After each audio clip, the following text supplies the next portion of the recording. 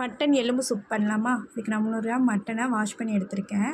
3 தக்காளி, 2 வெங்காயத்தை கட் பண்ணி எடுத்துக்கலாம். குக்கரில் 1 ஸ்பூன் எண்ணெய், கொஞ்சம் ஜீரகம், ஒரு பட்டை பொரிஞ்சதும் கட் பண்ண வெங்காயம், ஒரு வரமிளகா, கொஞ்சம் உப்பு வதங்கினதும் தக்காளி, 1 ஸ்பூன் இஞ்சி பூண்டு பேஸ்ட்டு, கொஞ்சோண்டு மஞ்சள்தூள் சேர்த்து நம்ம வாஷ் பண்ண போனையும் சேர்த்து தண்ணி பிரிஞ்சு வந்ததும் 2 ஸ்பூன் மல்லித்தூள், 1/2 ஸ்பூன் ஜீரக சோம்புத்தூள் சேர்த்து நல்லா கிளறிக்கலாம்.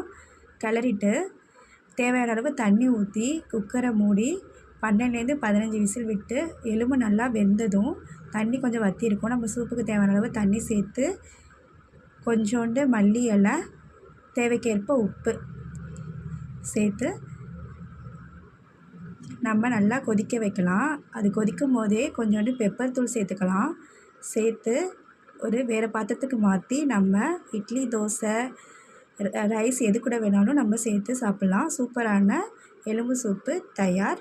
இந்த மாதிரி ரெசிபீஸ்க்கு நூக்கி சேனலை ஃபாலோ பண்ணிக்கோங்க. பாய்.